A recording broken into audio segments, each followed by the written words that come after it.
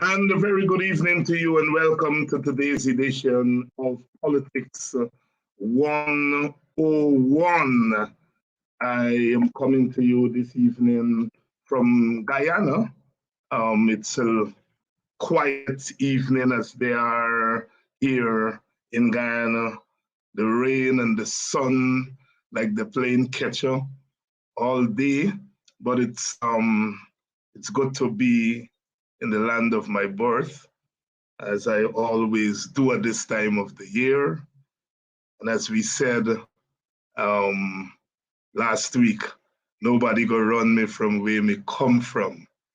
Um, I want to welcome all of you. If you're in Guyana, a good evening to you.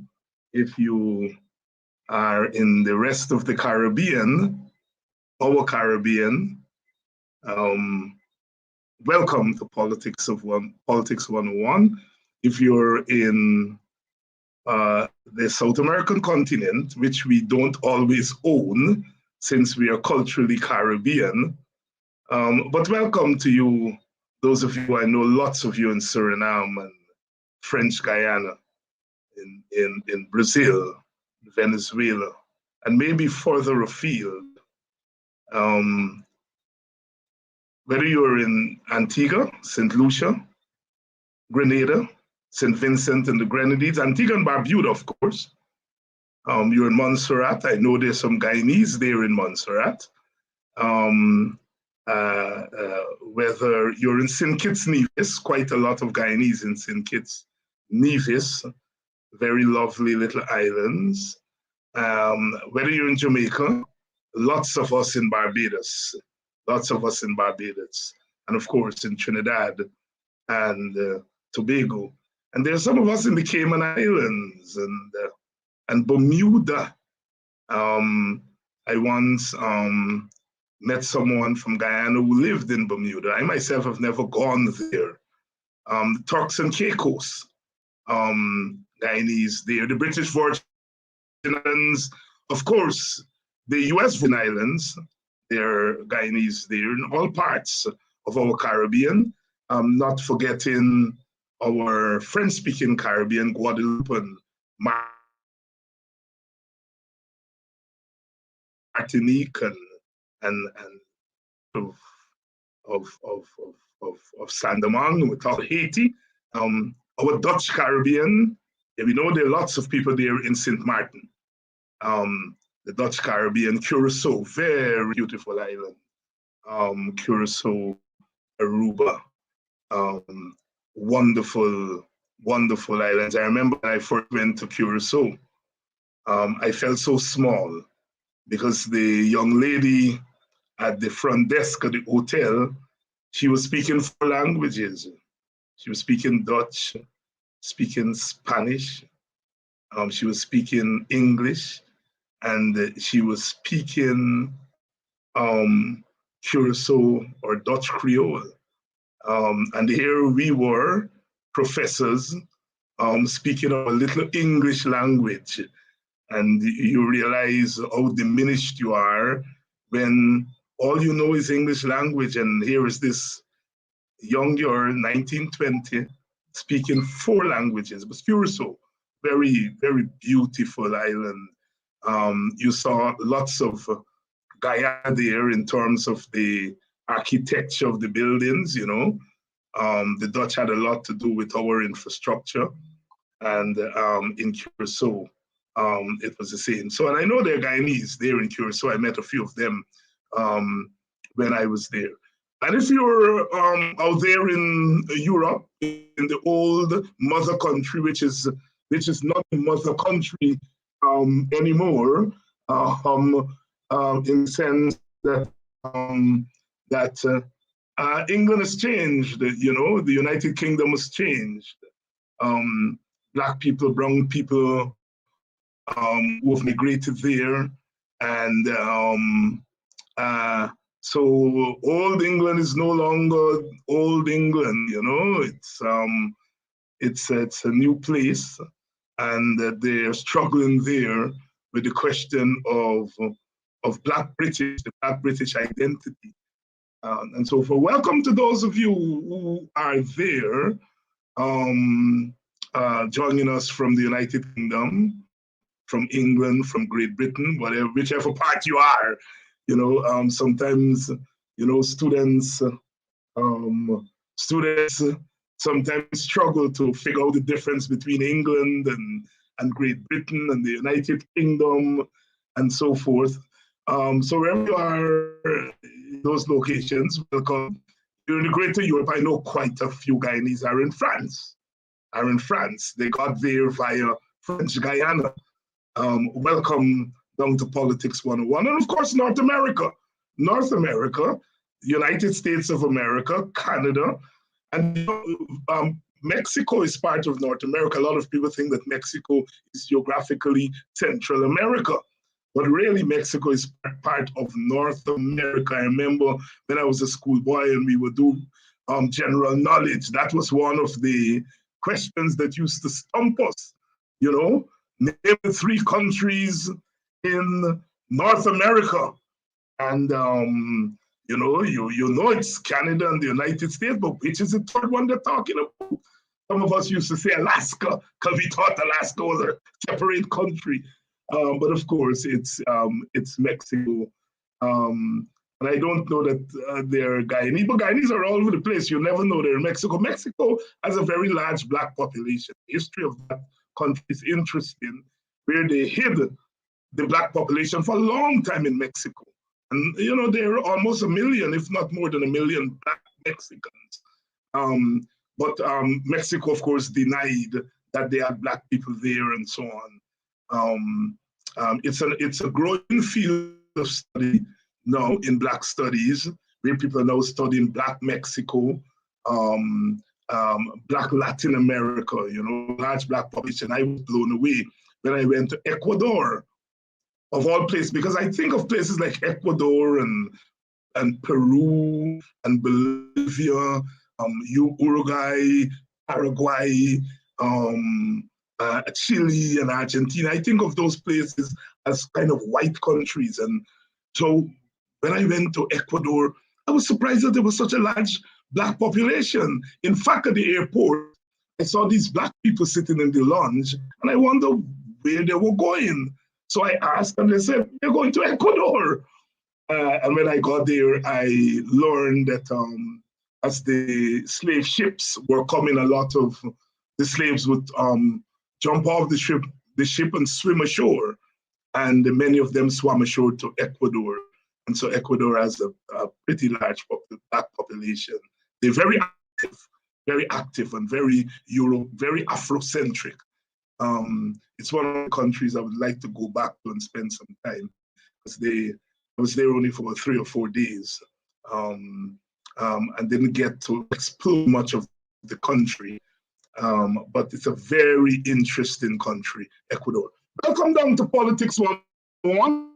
We'll be doing the tour there. One of the things I found out by somebody who did some of the stuff on this program and Buxton in Morning Time, that 69% of the 69% of the viewing audience is in Demerara.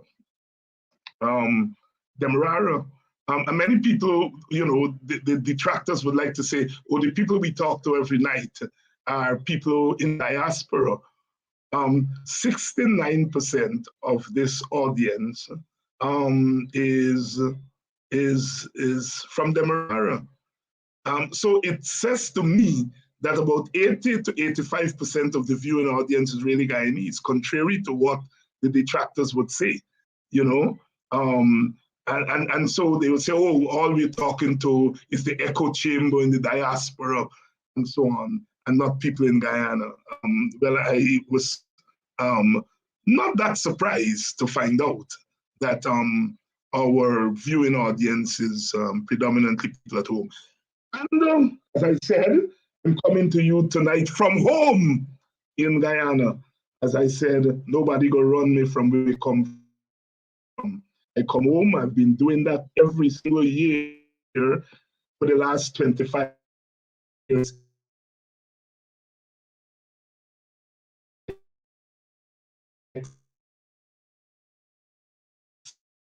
except last year when the pandemic was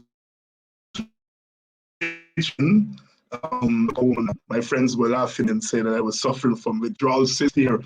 We'll try to make the most of our internet. It's a little bit shaky, as is the norm here, but we'll see. We'll see. We hope it carries us through.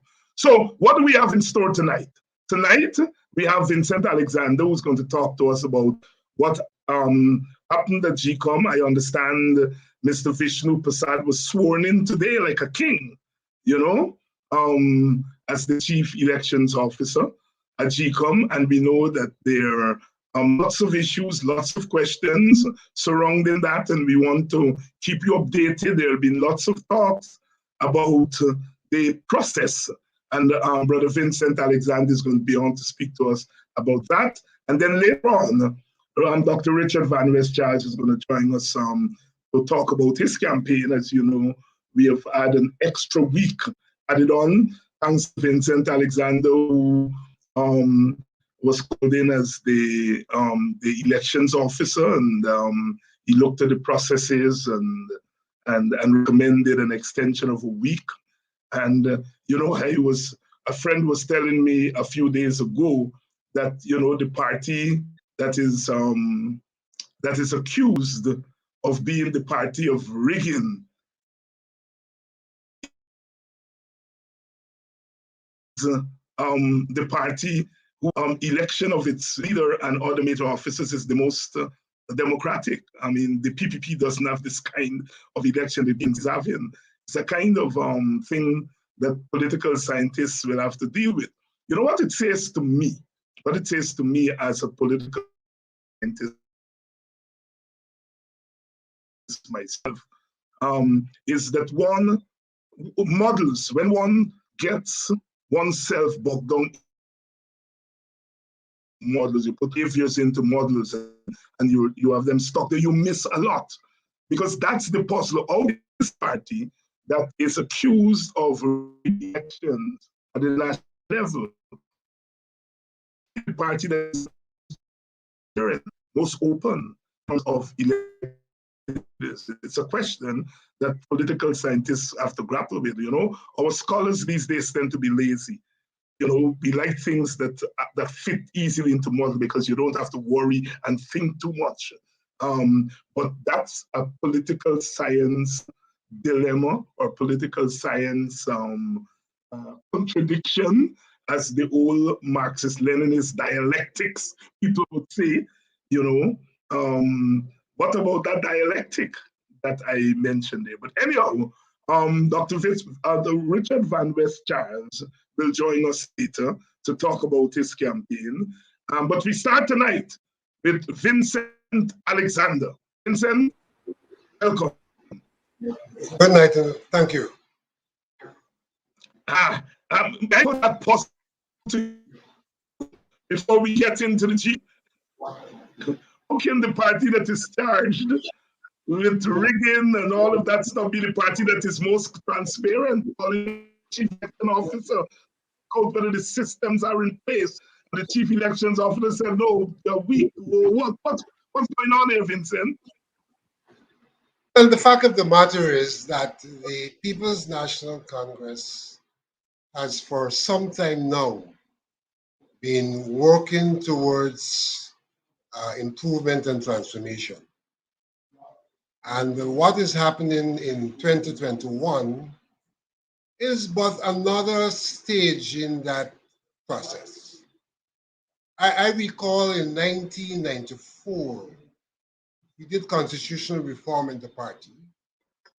And one of the things that reform did was to create a number of elected offices. Prior to that, there were only 2 elected positions in the party: the leader and the central executive. Everyone else was appointed. In 94, we did constitutional reform, and we went for an elected chairperson, an elected 2 elected vice chairpersons, an elected treasurer. And so we started to shift the power base from that one leader to the people at large through the electoral process. What we're seeing in 2021 is that process itself coming in for further perfection, so that the result of the elections is a manifestation of the will of the people. So that one can argue that is what is happening is that the People's National Congress has been moving along a continuum which has provided for an improvement in its democracy and specifically in its electoral system.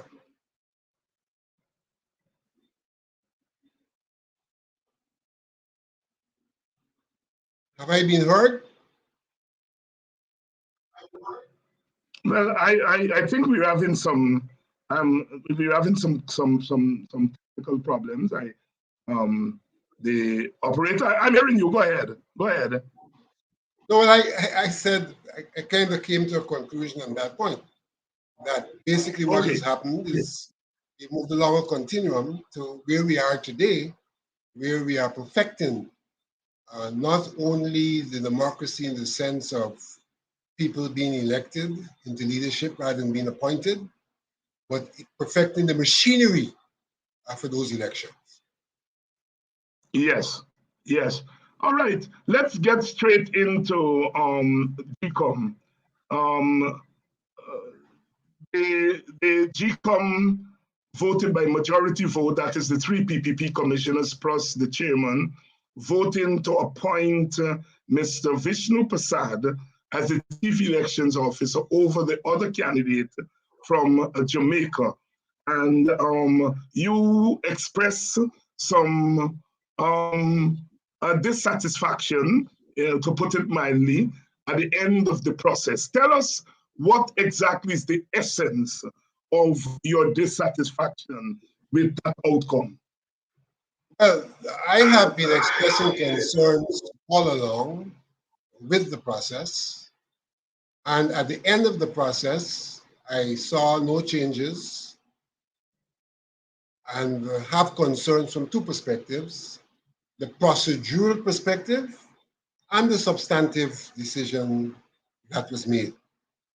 From the procedural perspective, I maintain that the system could only be considered as flawed if persons who, before we got into the interviews, had expressed a preference, then it meant that the whole interviewing process in that regard was going to be a farce, because people had already determined, without hearing from the applicants, that they had a preference in terms of who should be the chief elections officer. So we went into that thought process. Apart from them expressing their preference, there was no application of a scoring system. We were given score sheets and told that those could be used as a guideline, but we weren't required to submit scores that would then determine who should be chief elections officer. In other words, in the context of governance, we removed the instrument that could have created an accountable system. But if you have score sheets, even if you misuse them, then there's a record of that misuse, and you become accountable for your actions. But we removed that mechanism, and it was determined that we merely use them as a guideline. And what would happen in the process was a conversation, a deliberation, which turned out to be, in a sense, the casting of a vote for one or the other candidate. And after the commissioners would have deliberated, expressed their views, expressed their preference, then the chairman came in and gave what she refers to and referred to as a ruling. And I think that that also reflected a major flaw in the process. Why do I say so? We interviewed the candidates and came away for over a week. Returned to GECOM and deliberated. And that was the only deliberation we had in relation to the interviews, where each commissioner expressed his or her view on the performance of the candidates and on the candidates meeting the advertised requirements. So 6 commissioners did that. At the end of 6 commissioners having done that, the chairperson immediately read her quote unquote judgment. What's ironic about the red judgment is that she would have said that having herself inspected, reviewed the CVs of the candidates, having heard the contributions of the commissioners, having referenced the testimonial of Dr. Chandrabali, came to the conclusion that from the standpoint of experience, knowledge of the regions in Guyana, exposure to GECOM systems, that Vishnu Persaud was the preferred candidate. The difficulty I have with that is this: how could she, immediately after hearing me and others, read a judgment, and in that judgment seek to say that that judgment was a reflection of what she heard from me, when she read it immediately after and did not take any time off to give consideration to and to script a judgment in response to the deliberations. So that's a real farce for that to have occurred. It is a further farce because in that judgment, no reference was made to the 5 criteria that were supposed to be the guide. The first of the 5 criteria was qualifications. And in the guide, that was supposed to be accorded the highest score of 30. She made absolutely no reference to that criteria, which had the highest values and should have been guiding each and every one of us. And the fact of the matter is, that if that criterion had been taken into consideration, there is no question that Mr. Harrow would have come out ahead in relation to that criteria, for the simple reason that he was better qualified, both in terms of the quality of his qualifications and in terms of the scope of his qualifications. And even in the instance where they sought to argue that Mr. Persaud had attended training programs, that those training programs he attended were not evaluated training programs, and therefore one cannot attach significant value to a certificate of attendance and participation as opposed to an evaluated program.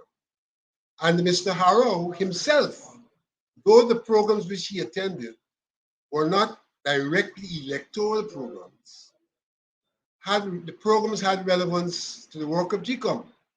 One program was in the area of procurement, and the Chief Elections Officer of GECOM is the Chief Accounting Officer. Procurement is critical, and we know the criticisms that have been made about GECOM on the question of procurement. The other area where he attended the program, a 6-month program, was in IT, another critical area of GECOM. So on the question of qualifications, he would have come out far ahead of Mr. Persaud, because Mr. Persaud essentially had a level 5 qualification, had a qualification, a master's, with a grade point average of 2.2, really a D plus grade point average, which in some places would not even allow you to graduate from a master's program. So on the very first criteria, he would not have qualified for the job in comparison to Mr. Harrow. And what I should say again about Mr. Harrow is though he did not attend electoral-oriented training programs, given his years of experience and his academic background, he himself was the author of electoral training programs that he administered in Jamaica, so that his non-attendance cannot be a negative because it is demonstrated that he had the acquired knowledge to be able to deliver such programs. Then we come to the question of experience. We continued along that argument that being a PRO in GECOM was managerial exposure in a senior position and the managerial exposure to electoral systems. Quite incorrect. Quite incorrect. GECOM's terms of reference to the PRO does not make that person managerial. The job which Mr. Persaud attested to have done did not make him managerial for the years he was PRO, and the assignments which he says that he may have done in no way could add up to 10 years managerial experience. So for all intents and purposes, his experience is essentially a 3-year as the DCO against Mr. Harrow, who was able to administer over 15 elections in Jamaica. There was the argument, well, you know, our systems are different, and because he wasn't the number one and number two, that he's not equivalent. But this man, in a constituency system, administered at the regional level and at the zonal level. And when we talk about the zonal level in Jamaica, we're talking about half of Jamaica, with an electorate of over 1 million persons. And he was responsible for a number of years overseeing that entire electoral process in approximately 30-something constituencies, having oversight over 18 offices and 42 members of staff. No comparison with what was brought to the table in relation to Vishnu Persaud.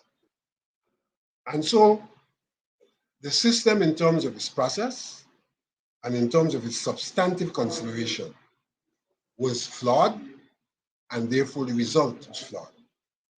In addition to that, the chairman contended that one of our points of reference, an important point of reference, was the testimonial of Dr. Suresbadi. Now, I have no problems with Dr. Suresbadi, but the fact of the matter is that in 2001, Vishnu Persaud became the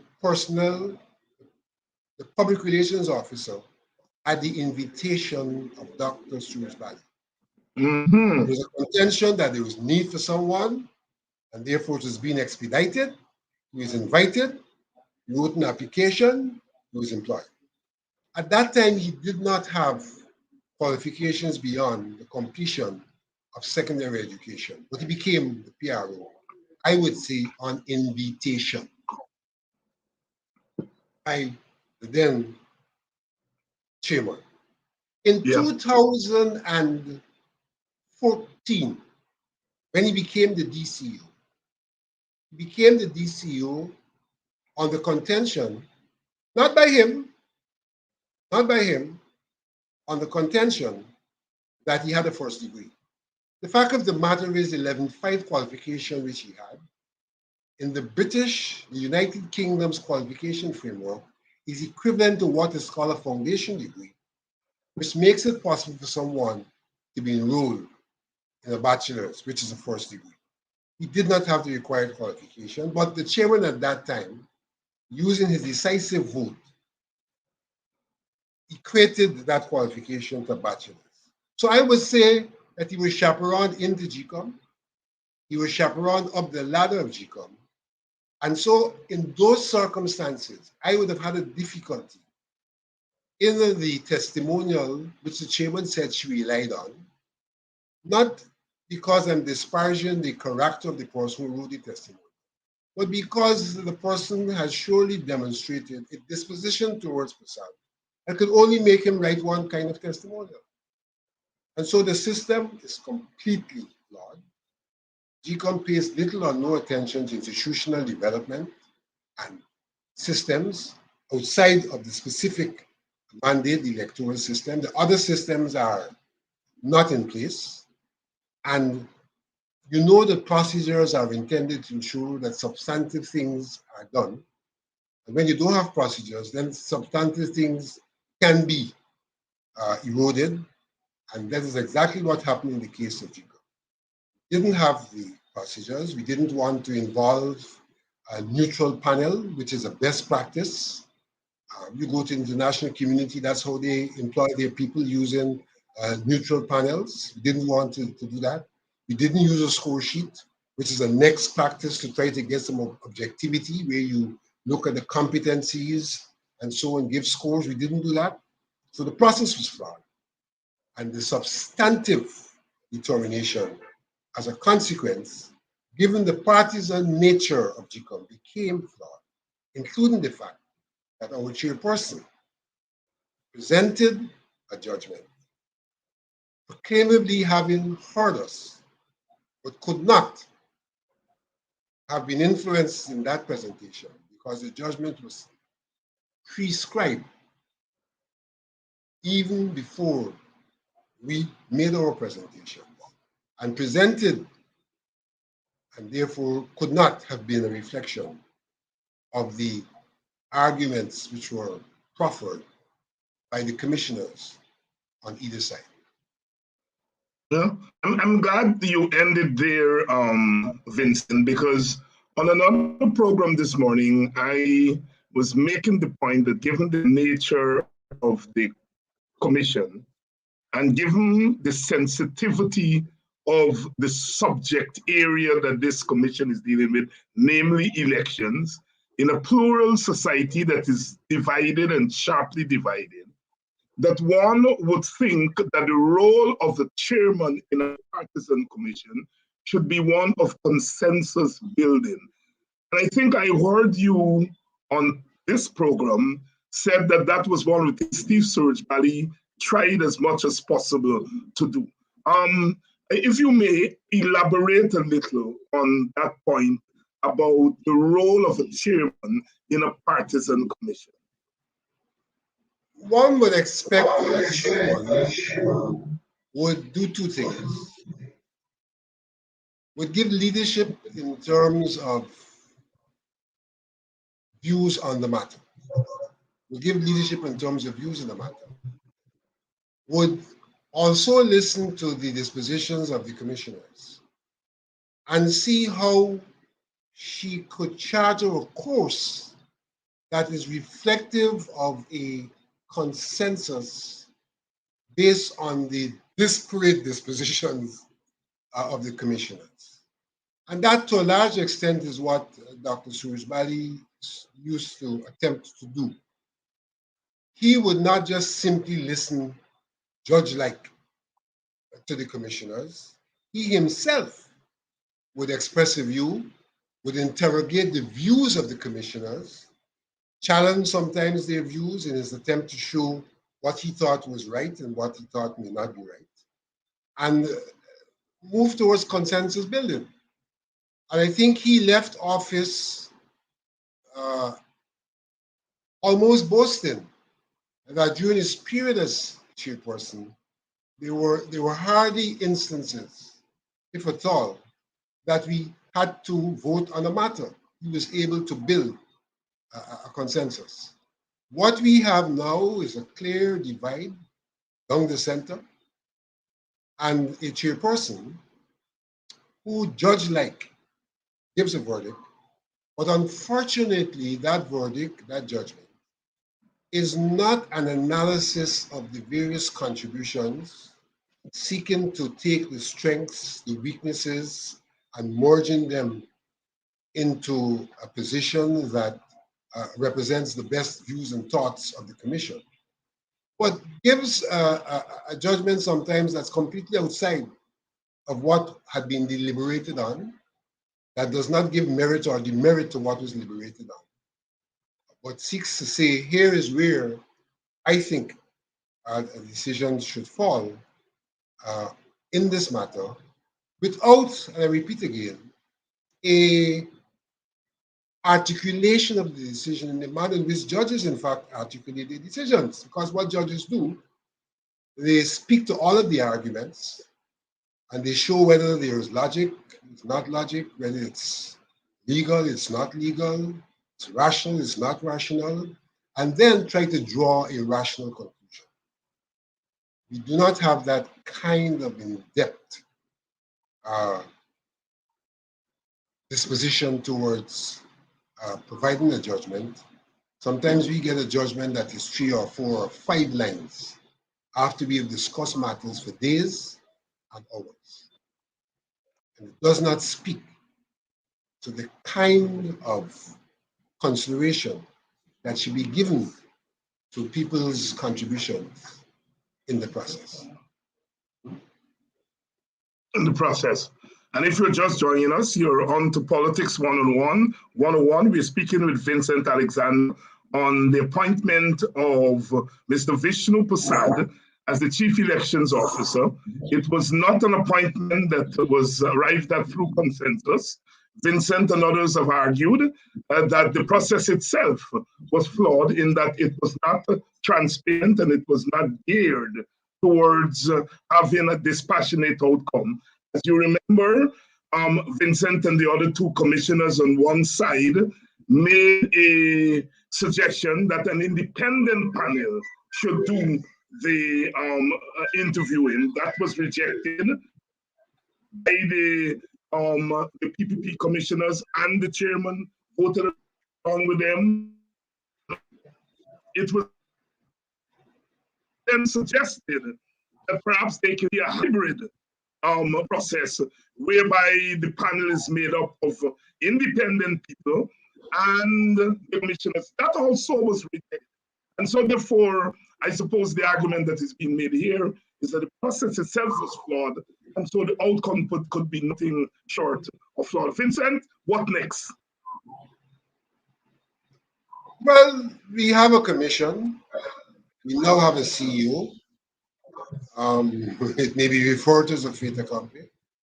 We, the commissioners, have a responsibility to slug on to ensure that we seek to make GECOM the place it ought to be, seek to be vigilant to ensure that things are not done in a manner similar to the way in which this appointment has been made, and to inform the wider community if we think that GECOM is going down the wrong road, because the chances are that the continuation of this kind of conduct would require not just a response from commissioners who are critical, but not critical, but a response from the nation that says we do not accept the conduct of things at GECOM. It is argued by many today that the nation said it didn't accept the conduct of GECOM in relation to the 2020 elections. It's argued. So that in principle, these people have said the voice of the nation is important. And I'm saying, I dare them to distance themselves from that principle in relation to the voice of the nation about the manner in which GECOM conducts all of its affairs and not one of its affairs. Let me throw these 2 things in. The PPP said very early after coming to office last year that it was not going to contest another election with the top staff at GECOM. Then, after the appointment of Mr. Vishnu Persaud this week, the leader of the opposition said that essentially his coalition has lost confidence in GECOM. Juxtapose those 2 those two positions and tell us what we're seeing there. Well, how could one have confidence in a system that is flawed? One cannot have confidence in it. So that what we have in Guyana in some regards is a showdown between the political forces. GECOM is critical in our political life, but ends up being a microcosm because it's a showdown between the government and the opposition. They're not speaking to each other, and therefore our governance system is fundamentally dysfunctional because the element of inclusion is non-existent, and that's a fundamental element of good governance. It's non-existent, and it's consciously being undermined. And so here is GECOM a microcosm, where in terms of its governance, issues of accountability and so on, and inclusion are also being eroded. And so we really have a political crisis in the Guyana, where though we claim to be a democracy, that which makes a democracy functional in between elections, good governance, is completely absent. And that's where I was going to go next. Some people argue that GECOM is the cause of the problems we have had electorally. Some people say that GECOM is a symptom of the problem. Where do you come down on that? GECOM is a microcosm of the wider society. So GECOM could be symptomatic of the problem, but it doesn't mean that the problem originated in GECOM. Yeah. Doesn't mean the problem originated in GECOM. Our problem of governance is a national problem where we have embraced a political culture that says who is smarter is better. And that is all that's required, to be smarter. And the word could be substituted for smarter. Who is better at manipulating, who is better at cheating, is better. That is what I was just going to go to. Because, you know, in a place like America, when they talk about smart, they don't mean a smart man. They mean bright, right? Very intelligent. But when we kind of talk about smart, what we mean is exactly as you mentioned there. The ability to manipulate and to see that as you're a good politician, then you're able to manipulate. And those who are talking about political integrity, political morality are seen as not good politicians. Vincent, there is talk about moving to the courts to test this outcome. You are part of a lawyer, all right? Well, those of us who know you well, at least we think so. Is there anything there for judicial review? I have, in the press conference, when that question was posed, I said that matter is under advisement. Yeah. I don't know if I used the term out of the reach of the reporters. I saw a report which said that we said we were going to take legal action. We never said that. Right. I said the matter was under advisement. As I speak with you, the matter is still under advisement, and there's been no decision in either direction at this point in time. Yeah, because certainly if you're going to go to court, you have to take questions to the court. You have to pose questions for the court to deliberate on and to answer. There has to be questions that are put to them. And as you have said, given the nature of the process and the system, it means that as commissioners, you as opposition commissioners, but it should be all commissioners. Your job more than anything else now is to be the kind of vigorous oversight of what's happening at GECOM, a kind of watch work more than ever. Not that you've not been doing it before, but more so now. Yes? We have to hold the CEO's feet to the fire from day one.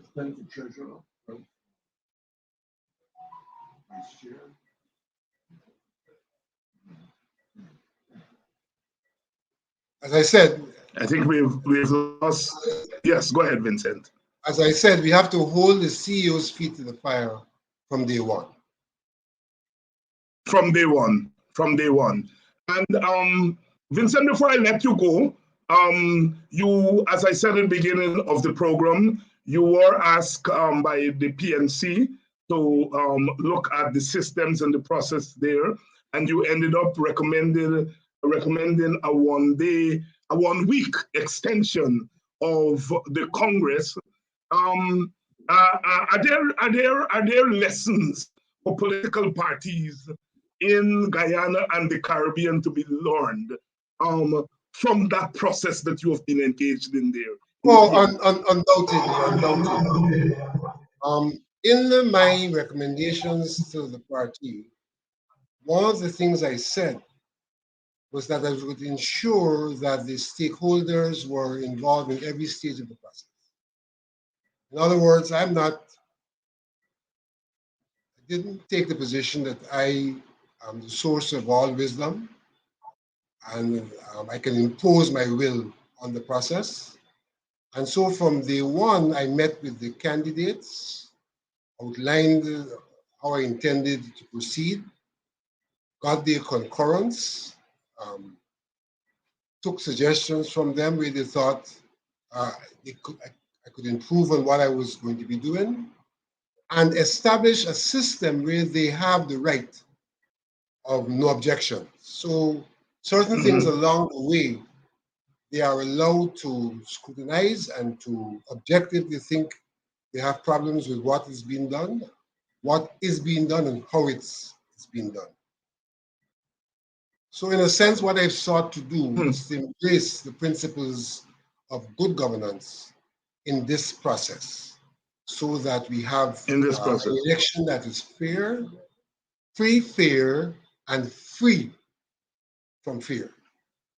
From fear. And without carrying tales out of school, you are satisfied in your interaction that the process enjoys the confidence of the major actors, the major competitors.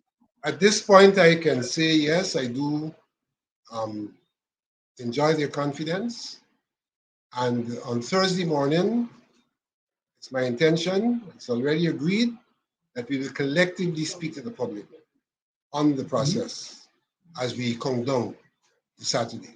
So I will be having a press conference with the major contestants in attendance, and we will have an opportunity to let the public know how we have moved this process forward within an acceptable framework for all of the stakeholders. And Vincent, without calling names, before you were asking this last question, I know you and I were recipients, and I think one or two other people of an email from a comrade, I would say, who asked the question whether we can find common ground on this race issue. And I want to ask you that question publicly. Can we at this time find common ground on the race issue? I'll put it this way, we need to find common ground. We need to find common ground, and therefore we need to engage in a honest, frank, and objective conversation on the realities of our plural society. A great part of that has to be the acceptance of our history, the way in which our state came into existence, which interests it served, and the extent to which we have failed in our transformation of the state, and therefore have kept the status quo, which does not embrace unity, but embraces antagonisms among the races. We have to be honest about that, and to attempt, based on that honesty, to craft a system that seeks to give each and every Guyanese fair opportunity, bearing in mind that in doing so, there are some who will be starting behind because of what history has bequeathed to us. But we need to address in the system all of the concerns of all of the groups so that the government and the state takes into consideration the interests of the various groups, the interests of the Amerindians, interests of the African Guyanese, interests of the Indo-Guyanese, Portuguese Guyanese, the Chinese Guyanese, the mixed Guyanese. They all have somewhere along the line some differences of interest. And they all have different historical backgrounds that have brought them to where they're at. We need to understand those things as the basis for crafting a system that is not only one of equality, but one of equality through equity.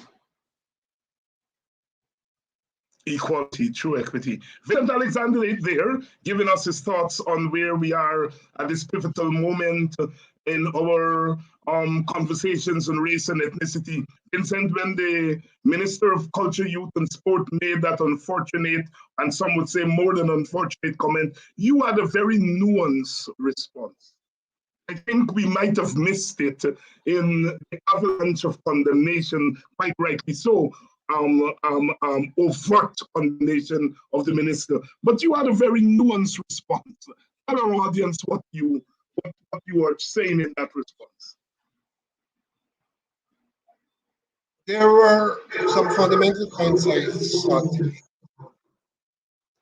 One of the fundamental points I made was that the persons who provoked the minister's action are themselves guilty of providing an environment that is not conducive to the growth and development of people of African descent. Because the music that they expose our young people to does not embrace the values that are good for our young people. Now, I did not say that it was necessarily impacting and agreeing that there was this problem, but I was saying that something is wrong with persons who themselves don't embrace the values that are necessary for young people to be good citizens by virtue of the programming that they do, to turn around and be critical of those young people, and in fact, to suggest that the core of the value system must be wealth creation, rather than the core of the value system being human and civil, and within that context, to be creators of wealth. The second point I made was that the minister seemed not to understand where he stands in the equation. He is not a minister of Indo-Guyanese, and therefore he cannot identify a problem, even if he's wrong, that affects Afro-Guyanese and say, let them fix it. Any problem Afro-Guyanese have has to be contextualized in the context of the situation in Guyana. And therefore, the state has to be a part of the machinery that either fixes and or facilitates the fixing. And what he did in his statement was to back out and say, y'all got a problem, fix it. And you can't tell me that you're elected to govern all of the people and that you and your president are talking with one united Guyana. And when you identify what you think is a problem, and I'm not saying that that is a problem, that you then say it belongs to a particular community and let them fix it. It shows clearly the plurality of our society and the fact that we need to engage the various interests in the governance, because we don't all wear the shoes of each other and are not in a position to, from a standpoint of empathy, to deal with the problems that other groups might have. But as a state and a government, we have a responsibility to deal with those problems rather than to simply point to a finger across the road. And finally, to say that it is a tragedy that the minister could see wealth creation as the core value for determining, that the minister can see wealth creation as the core value for determining the state of a people. Mhm, mhm. And thank you very much for that nuanced response. It didn't get as much discussion that I thought it should have had because it raises some really fundamental points in the discourse. But the nastiness and the scandalous nature of the minister's outburst had a particular kind of response, and so I thought your comments did not get the kind of traction that it ought to have had. Vincent, any closing thoughts before we go? Well, I'll close by saying that, as you identified,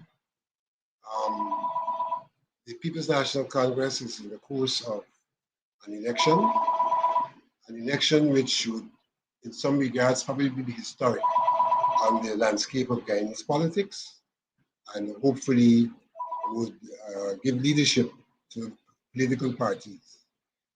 We are in a difficult situation in terms of our electoral commission, and we need the people of Guyana to pay as much attention to GECOM as possible and to bring to bear their thinking on what unfolds at GECOM and what unfolds in terms of the so-called electoral reform that is intended to impact GECOM, because that reform so far itself has tremendous deficiencies and is dysfunctional and has not taken us in the direction that is desirable. We ought in this nation be able to identify what are the real problems and to have the commitment and will to address those problems.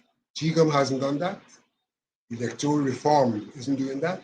The minister's statement didn't do that. And therefore, we really need to get on course, because right now we are off course. Vincent Alexander there. Thank you, Vincent, for coming through again tonight.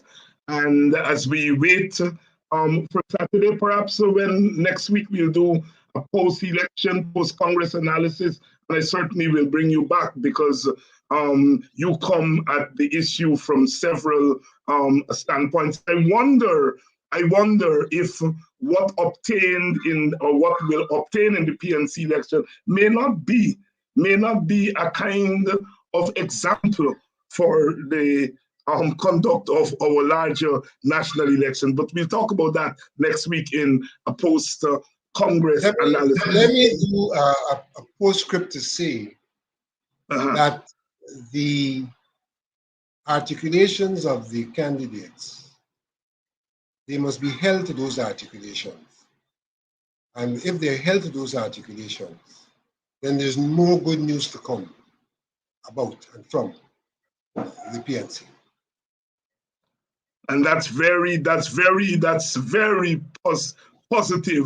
That's very positive thought. Thank you, Vincent, again for coming through, and see you next week when we try to put a lot of what you've said tonight, or some of what you've said tonight, into its proper perspective in a post-Congress scenario. Thank you very much. And we're going to take a short break, and when we come back, we expect Dr. Richard Van West Charles to join us as we come down towards Congress. Please help keep Politics 101 on social media and broadcast television. If you are in North America, please donate via Cash App or PayPal. If you are in Guyana and the Caribbean and don't have access to Cash App and PayPal, email your pledge to dhines6106@aol.com and we will direct you how to get your donation to us. Thank you in advance for your donation.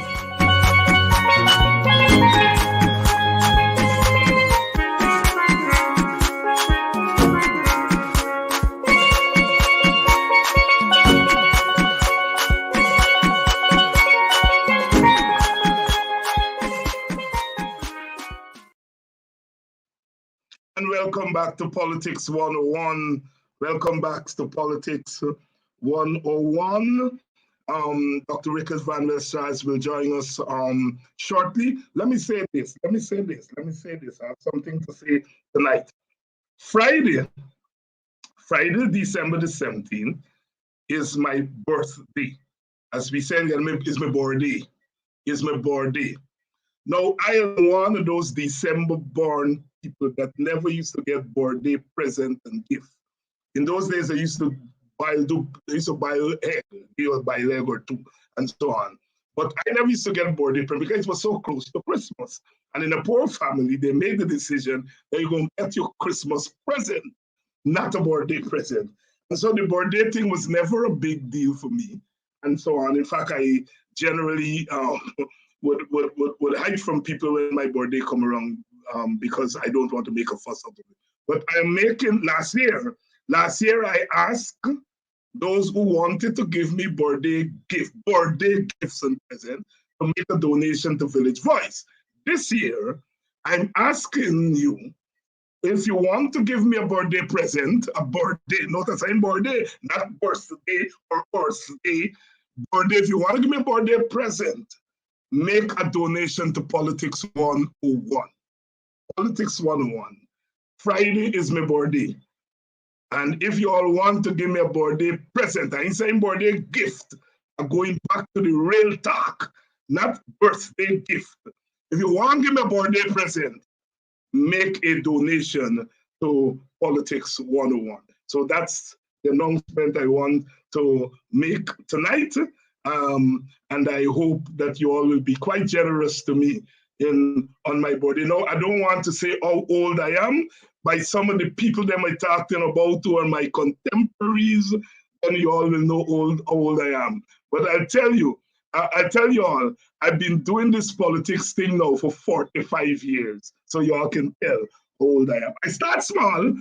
Again, I ain't saying I start young, because we in Ghana don't talk about young.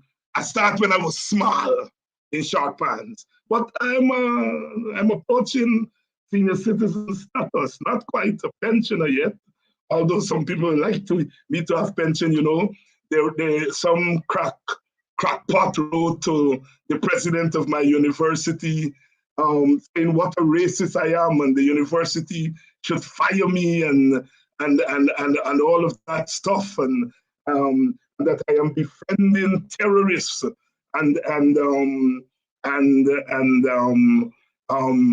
people were racist and so on. And then the fool ended his letter to prove that I'm a racist. Here is how he ended his letter to the university president. And I think he said he wrote to the governor of Arizona. Here is what he said. Finally, President Pro, in Guyana, blacks are free to go anywhere and do anything they want.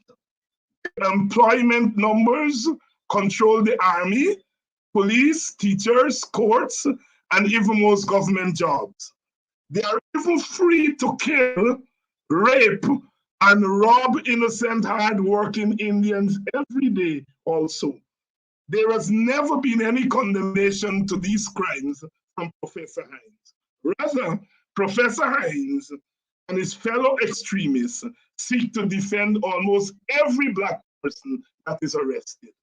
This is what a fool, he says his name is Roy Gokul, wrote writing to the president of my university to tell him, fire your faculty because he's a racist. And then he ends his letter with the most racist statement that you could hear. I don't want to say that this thing is reflexes in these people, the way they feel about black people, that we rape and kill. This is what the man, to prove that Dr. Hines is a racist, he's saying that black people in Guyana are rapists and they rape Indian people and they rob Indian people. This is what a person who is complaining that I am a racist is exposed in his own innate racism. And that is what we're dealing with in Guyana. That is what we're dealing with in Guyana. The way in which this thing, this racism, anti-black racism, is now seeping down from the leaders into the ranks of the ordinary Indian brothers and sisters. It's a very frightening development. very frank. First of all, to decide that you're going to write the governor of a state and the president of a university to say that one of your fellow Guyanese is a terrorist and he's an alleged racist. Not one example. The man said in the letter, Dr. Hines says he loves all races, but he loves his own race most. And that makes him a racist. This is what these people are writing to universities to tell them. We are in, they say, the silly season, but this is more than just a silly season. This is a season in Guyana in which we are really up against a kind of backwardness that we have never seen before. We come here every night and we do what we have to do. We engage in discourse. We don't hide to do it. We engage in public education. We engage in advocacy and agitation, as is our democratic right under the Constitution of Guyana, and as is our human right under international law. It's our human right to say I disagree, to say that I am dissenting, and I'm dissenting because I do not believe that you are legitimate.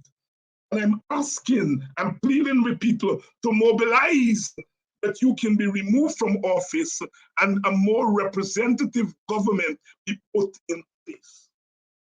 For that, one is a racist and one is reported for all the powers that be. They are going mad. And if they're going mad, my auntie always tell me, if people playing stupid, make them more stupid. Let them run crazy. You know, as I said before, when we started on this journey of deciding that we were cut off from the mainstream media in Guyana, that we will provide alternative media. We will find ways and means of speaking to our people, speaking to our supporters, of expressing ourselves as Guyanese and as citizens of the world. And so we were able to use this platform. The government was crying out, it wasn't getting any opposition from the formal opposition. And by their testimony, we are speaking to thousands of people tonight. Thousands of people tonight. It means, therefore, they cannot ignore the thousands of people, and they cannot ignore us. And so what they're trying to do is to silence us, and they're trying to use all methods at their disposal. They have put out a wanted bulletin for Rickford Burke as a way of terrorizing us, as a way of silencing us, as a way of telling us to shut up. They are trying to use the police and the state against us. It means that we are doing something that is useful. It means that we are doing something that touches some raw nerves in the political process. And so they're going after us. So they have issued a wanted bulletin for Rickford. They're now harassing me at my workplace. Part of my accusation is that I'm embracing Rickford Burke, Mark Benchop, and Sherrod Duncan. I'm calling them brothers. And that I should not call them brothers. The fact that I call them brothers, it means that I am supporting terrorism and I'm supporting racism. David Hines, Dr. Professor Hines, loves all races, but he loves his race most. What a racist he is. He loves all races, but he loves his own race more. What a racist, you know? Dr. Hines wants to telling his people where to shop. What a racist he is. You know, I was telling one of my Indian friends the other night, I was saying to him, you know, an Indian activist does not have to tell Indian people, shop in your own community. They don't have to do it because Indians already do it.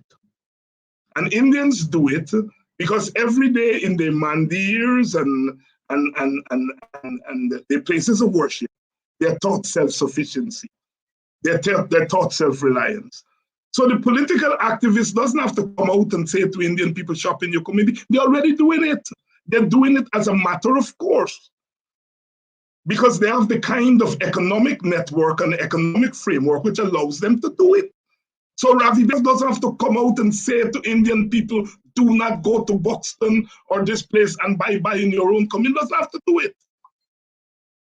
But we have to say to African Guyanese who have been victims of an economic system that has locked them out, and that has made them into consumers, roaming consumers, always looking for a cheap deal, rather than people who create and trade.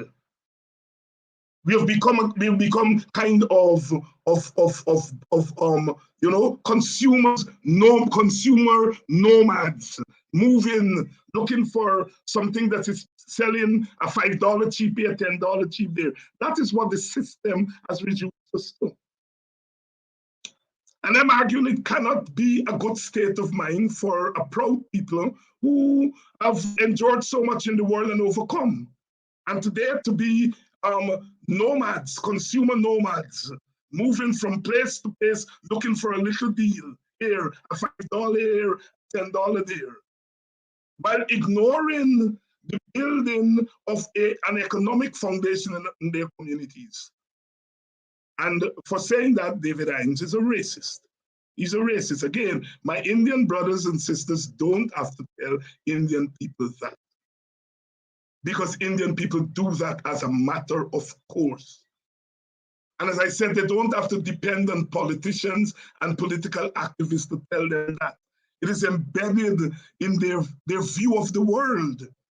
It's embedded in their religion. It is embedded in the way in which they see themselves alongside others.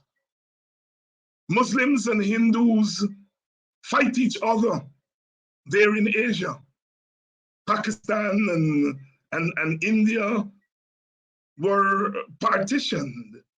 Muslims going one way and Hindus staying one way.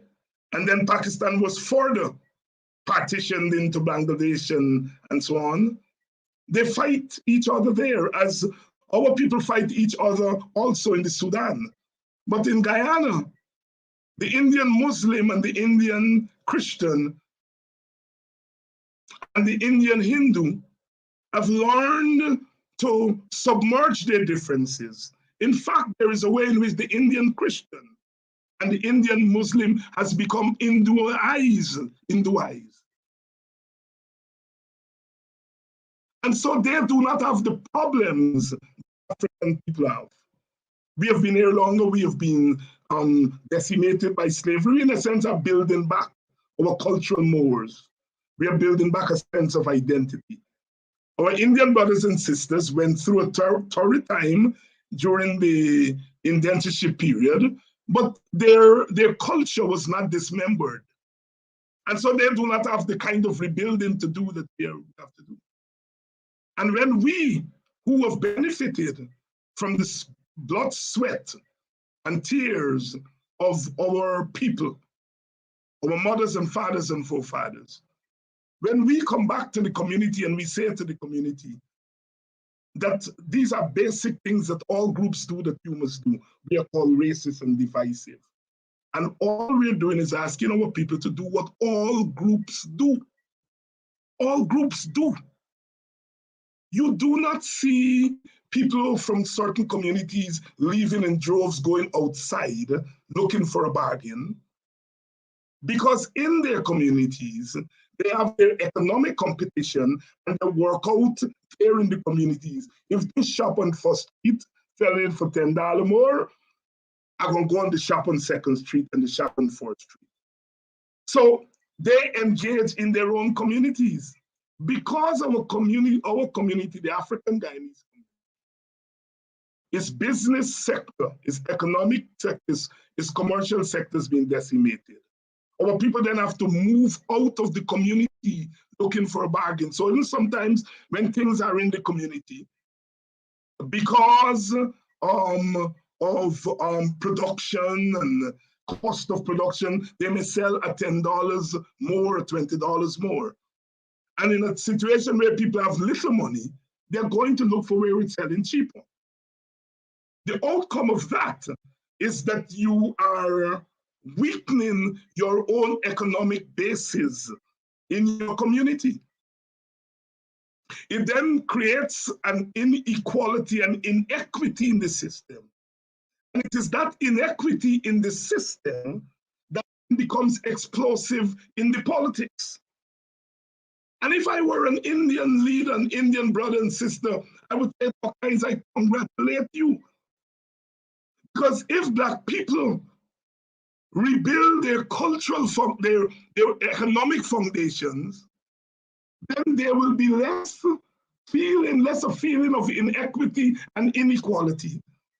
And therefore, it will be a better basis for racial and ethnic peace. If they were interested in a Guyana, they will realize if African Guyanese and Amerindians were to raise their economic profile and bring it up to where Portuguese and Chinese and Indians are, then that sense of equality and equity will tone down the anger that is felt by those who feel that they're discriminated against. But instead of doing that, the men are declaring war on me. And that can only mean either short-sightedness, lack of knowledge and intelligence, or it could mean that they're not short-sighted. They don't lack knowledge, but they're greedy. They want us to remain consumers so that they can become rich. And those who are constantly consuming are remaining consumers, in poverty and want in the community. We're waiting on Dr. Van West. Charles, I'm chatting you while we await Dr. Van West Charles. Please bring him in. Please bring in Dr. Van West Charles. Richard. Hi, good night, David. Look, I don't want to call you Dr. Van West Charles, and I don't want to say brother. That's good. Richard, it's a long time since you've gone. Let's talk Congress right away. Nothing else. Congress tonight. I posed this question to Vincent Alexander, who was on in the first segment, talk about GECOM. It seems to me as a political scientist that we are faced with what any scholar should be salivating over. Here is a political party that is perhaps the most maligned in the English-speaking Caribbean comes to rig elections level. But here is this very party having perhaps the most transparent internal election in the entire region. When you move to the point where you call in a chief election officer who could look at systems and say, hey, wait a minute, everything not right here, postpone this thing for a week. What's happening there, Richard? You are a bright boy, as the old man would say in the field.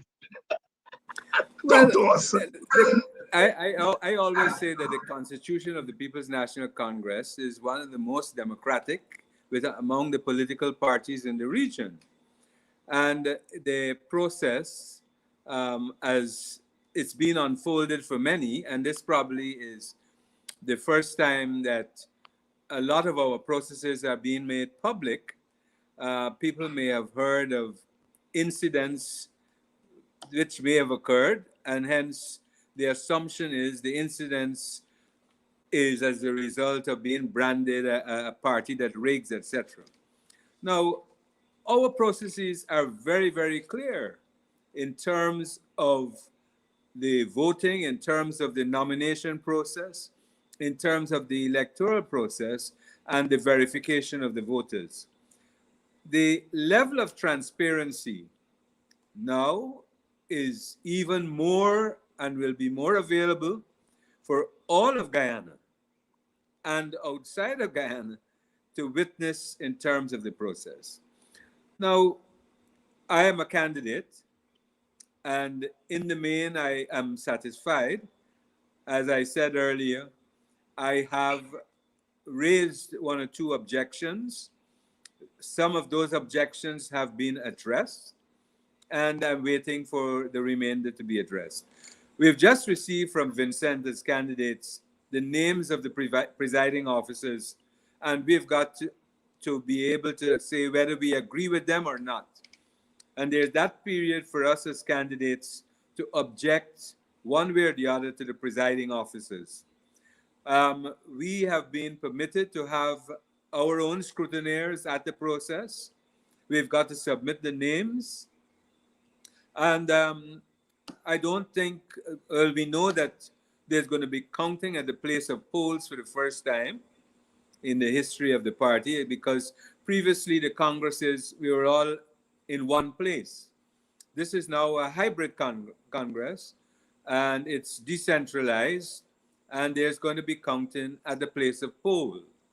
And the results are going to be sent in to the CEO, and after he has received all of it, the results, then he will make a declaration.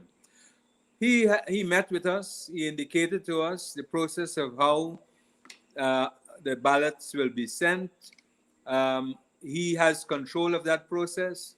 The security features of the ballot, I do not know. None of us knows. Therefore, this is a very, very, very transparent process, I would say, that permits everything to go as established by our Constitution and established by the norms and standards of election processes. There you go. I'm Dr. Richard Van West Charles, Brother Richard Van West Charles. I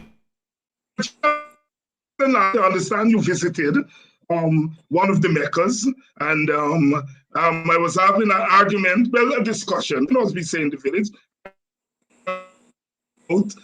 about the, of course, everybody wants to know my take on it, and I have to say that I am not a party, I can't interfere.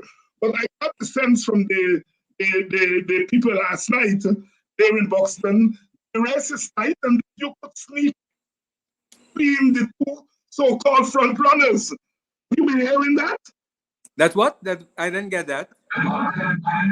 No, I from speaking to the fellas there last night in Buxton, that they feel that you as a candidate could sneak in and be time front runners and win this thing. Have you been hearing that? Well, I have been described as a dark horse, and so I welcome that name. I'm doing the work on the ground. I'm talking to people and explaining my vision, also indicating my experience in comparison to the other candidates.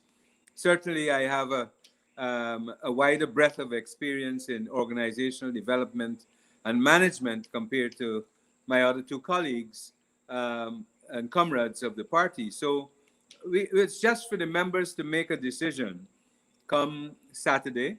One of the things that we stress is that delegates, members must give themselves a chance to listen to all candidates before making up their minds. To listen to all candidates before making up their minds. Let me ask you some quick, rapid fire questions. No one's here. Straight talk. They've said that you've been away too long, like me. Right? You've been away too long, and that should work against you as leader of the party. Talk to that.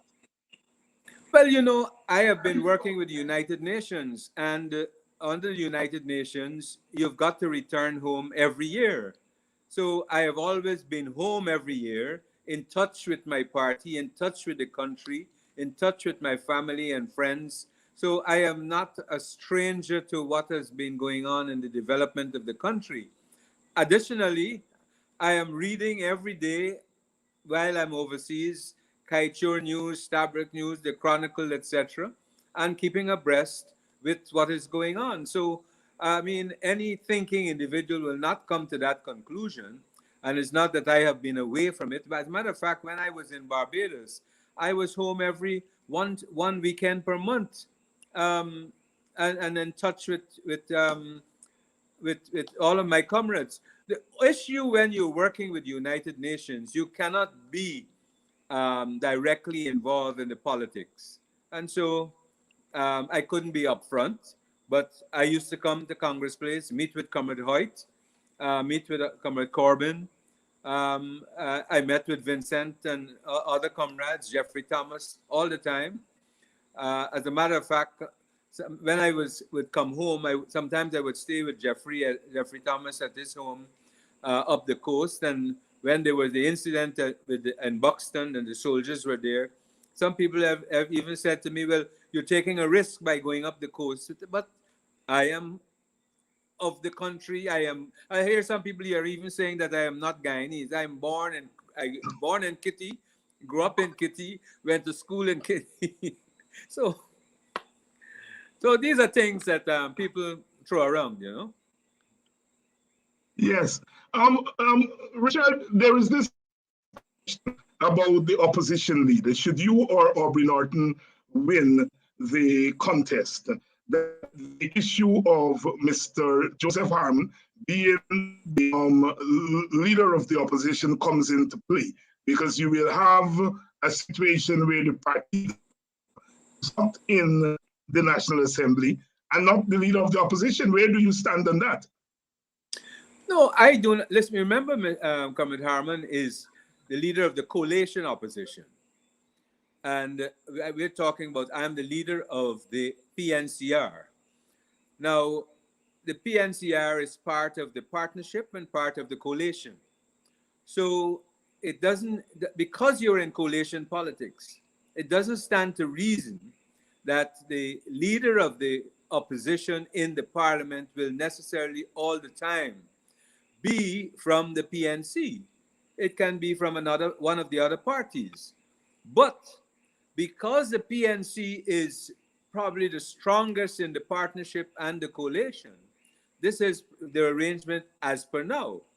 But also, I think it is important for the PNC to be able to be robust enough to show its leadership and make the representation that is needed and support the opposition in more ways than one. So I don't see a conflict. As a matter of fact, the parliamentary strategy by itself cannot unseat the government. It requires a political strategy, of which the parliamentary strategy is a subunit. Yes. Let me ask you this question. A lot of the Norton supporters are saying that they support Norton because they feel that he is the candidate who will best stand up to the people. So I think uppermost in their minds is the aggressive nature. Well, let me say to you. Will stand up to the people. Yes, go ahead. Let me say to you, look, I always say, no one man can bring down the PPP. It is the organized force, the united forces, political forces that will do that. And for us in the PNCR, our battle song, as you know, was written by UC Quayana. And there's one verse which says, organize the forces and charge the haughty enemy, which speaks about a united PNCR to do exactly that. Now that we're in coalition politics, it is bringing the other partners together in a united way to confront the government in order to make the change and so that the citizens can have a better quality of life in this country. So it is not about one man. It is about how we organize in a united manner, how we confront and represent the issues of our people, how we are connected to our people. So it's a mistake to think that is one man. Should you win, are you going to work closely with Aubrey and Joe in moving the process forward?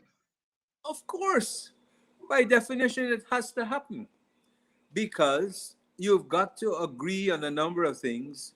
You cannot be separated. As I said to you, it is a united front that will do the work. If it will be foolhardy of me to isolate any of the candidates, not only the candidates for leader, but the candidates and the other way.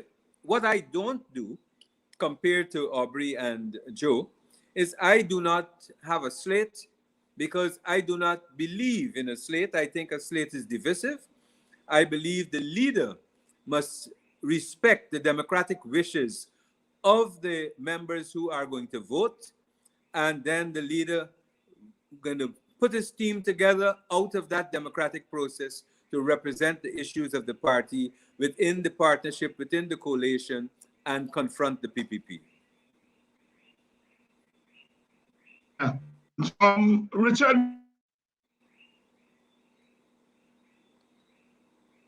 work well for a little while, really shaky, and I think they're having difficulty in getting some of your answers. If you have time on Thursday, I'll certainly have you back. Then hopefully we'll sort out this problem. But any thoughts that you would like to leave with the audience before we go? Yes, I believe that this moment is an important moment for the party because it then allows the party to get back on track, to be able to represent the issues of the people together with the partnership and the coalition in a most robust way. I believe we have to reach out to other partners who have left. We have to have a different dialogue in terms of the management of the partnership, the management of the coalition. I believe that we have to ensure that representation is truly grounded at all levels to ensure that we can connect with the issues of the people and represent those issues. So our party's reorganization is going to give us greater connectedness on the issues so that we can represent the people in all ways, and that the people's input into the formation of policies, etc., becomes vital.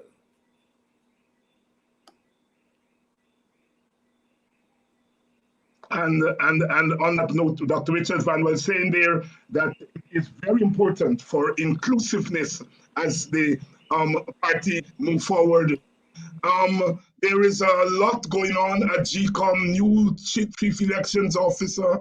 Some members of your party have been taken out. Do you have any strong position on the appointment of Mr. Vishnu Persaud?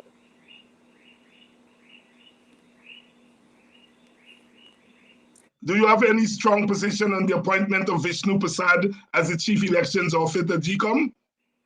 Well, of course, I have serious concerns in terms of the appointment and the serious concerns on the position of the chairman of the commission.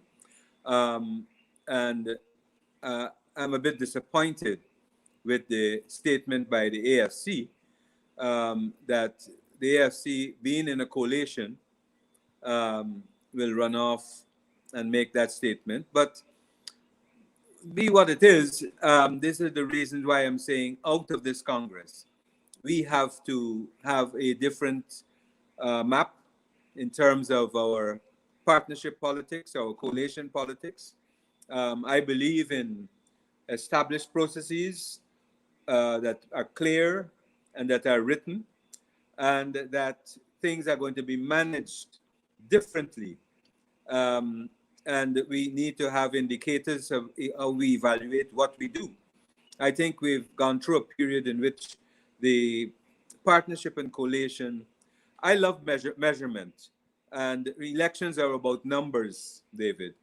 And so accountability on the numbers you bring to win at the parliamentary, at the national elections or local government elections is going to be critical. So I am not going to be living in hope. I am going to be looking at the arithmetic, looking at the numbers, what you can bring, where you can bring it, what are you doing? There's got to be evaluation. That's the way coalitions are going to work properly, and it's going to be transparent for everybody. It's going to be transparent for everybody. Have you picked up any big endorsements? I know we've been hearing some big endorsements for this person and that person. Any big endorsements for you? That's been There are endorsements. Some people, because of where they sit, they they would not. But the issue is no. It's the vote by our comrades, and I think I usually say to them when I speak to them, I hope you consider me, but your vote is between you and your God, and let us leave it at that level. And at the end of the day, we continue to work together for the benefit of our people. The outgoing leader of the party is not going to be there in person at Congress. He has gone off to Havana for treatment. Is that unfortunate? Would it have been better had the leader been there at Congress? Well, it would have been better, but the circumstances that presents itself requires that he goes, and I don't think it is good for us to. We just have to wish him well as he goes to Cuba for his treatment, and we hope that, and we want to ensure that he is assured that the party will be in safe hands at the end of the process. At the end of the process. And finally, Dr. Van West Charles, there's been lots of talk about race recently. There always talk about race, but recently there's been talk about race on both sides of the divide, on all sides of the divide. Do you have any thoughts on race, ethnicity, and politics as going forward as a leader? Reflect. I believe, yes. I believe that as a country, we have tinkered at the edges of race, politics, and power. And that, for me, first of all, the party has to internally discuss this matter and be very clear on it, and that it shows leadership within the partnership, within the coalition, and in the country. But it's a process. It's not a point discussion. It's a process. And, I always say, we need a map to our motto of one people, one nation, one destiny. We keep saying the words. Saying the words will not get us there. We have to have objective criteria clearly defined, and sometimes it may require constitutional input in terms of getting us to where we want to go. But because we have not been addressing it, I want to say that we have been on the treadmill of development, and we're not moving forward. We will not have a sustainable development unless we address the issue of race, economics, and power. Race, economics, and power. And finally, and I'm only keeping you because the system has improved a little. There is this question of the removal of the 22-member committee on the National Resource Fund. As prospective leader of the PNC, how do you view that? Very, very, very, very concerned. I am totally opposed to it, and we have to stand firm because we cannot permit the use of the resources, the lack of oversight on this. And I want to say to you that we have to be clear as to how this money is going to be spent, how it impacts on all of our people, not a few families, not a few people, but all of our people. And it's dangerous to attempt to ensure that the resources from this fund goes into the consolidated fund because it's going to be raped. So I want to say that for us, we have to stand against it, and we cannot permit this type of action. There are a lot of things with respect to oil and gas that we have to discuss and put them on the right track. I believe that some of the money from the fund should go to set aside for the transition to renewables. I believe that in terms of that investment can go to start with also to look at poverty alleviation in the country. We cannot be saying that we have all these resources and we have a 40% poverty in the country. So we need to have a national discourse on this, how these funds are going to be used in a rational and objective manner with great accountability and oversight. Sister Valda Lawrence, the current chairman of the party, is not running, to the best of my knowledge, although she was nominated. She's seen as a powerhouse in the party in that she has a constituency in Georgetown, the Georgetown area. Have you sought or support or endorsement? No, I haven't, because she is playing a very critical role in shepherding this process forward. She has been tremendous in what she has been doing. I'm satisfied with it. She heads an important arm also of the party, the women's arm. Yes. Very, very critical. I think that the two arms have got to receive serious strategic attention after the Congress, the youth and the women. And as we do that, we look at oil and gas. For example, we are talking about the local content side of things, but I believe that we are approaching the local content side of things in a very superficial manner. And the country is not understanding how they can get into the local content side. You know, I hear Vice President Jagdeo talking about we may have to import people. But by now we should know what are the skills at all levels that are required. We should see UG, we should see Gaisuko Trade School, we should see GTI understanding and shaping curricula to move people within that direction. We should be able to challenge UG to be able to produce and move out of their traditional curriculum to respond to the demands of the oil and gas industry at a faster rate, linked with a buy-in and a cooperation with industry, with the formulation of a new type of curriculum. So I think that these are things that we have to ensure that all of our people, especially our young people, understand how they can participate in the local content side of things.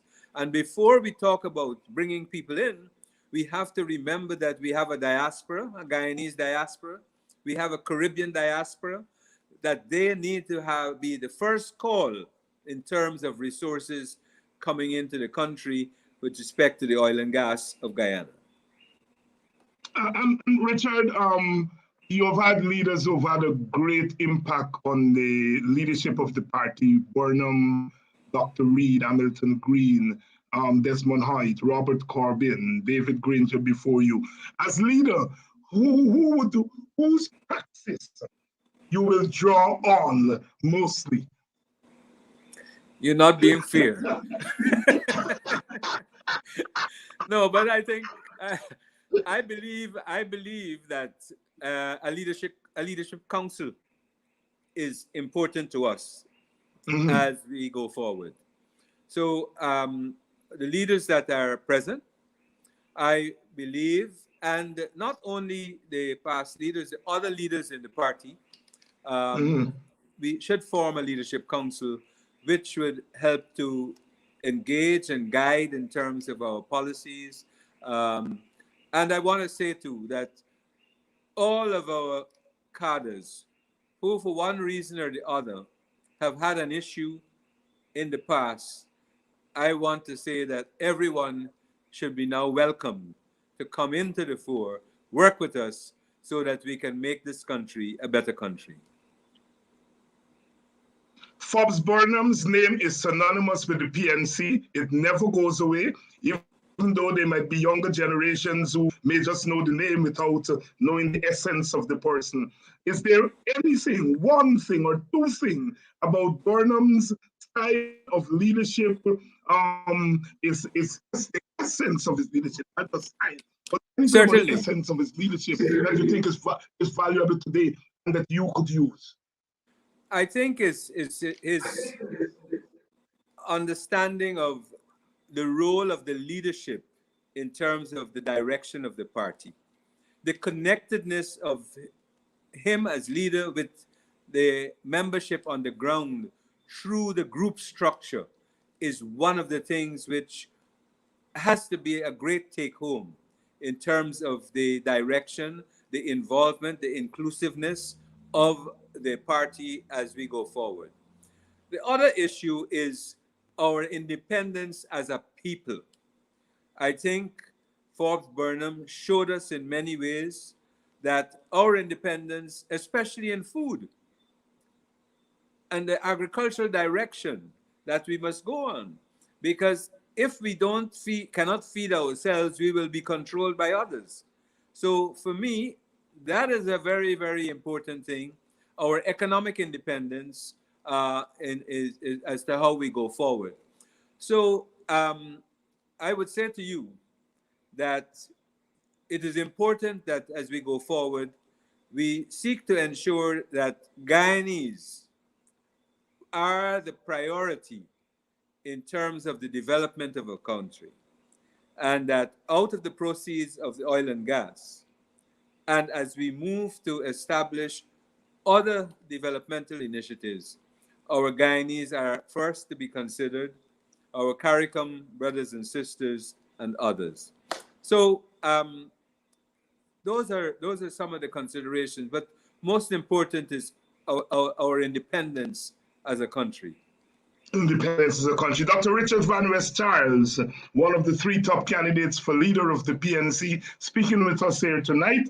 Dr. Van West Charles, good luck. Politics 101 wishes you good luck. We don't have a horse in the race, as they're saying. We can say one thing. From our standpoint, you brought to the race a calm, you brought to the race a kind of integrity in terms of your positions on the issue. And certainly you brought an international dimension to our national situation, something that we have been so guilty of in Guyana in recent times, that sometimes we tend to believe that we exist on this little island by ourselves. And I think your candidacy has served to broaden that. It's not an endorsement, but it's our own observation of what we think that you've brought to the race.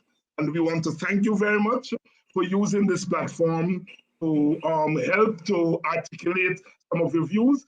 And certainly after Saturday, win, lose, or draw, the struggle goes on, as they say, and we certainly will have you. Well, let me say what is important at the end of Saturday is that the party wins. There you go. What is important is the party wins. Dr. Richard Van West Charles, thank you very much. Thank you very much, David. To you, and to you, the audience, I want to thank you all so much. We've had some chopping and stopping tonight because the internet goes and comes, as they say. We'll try to fix that and get it ready.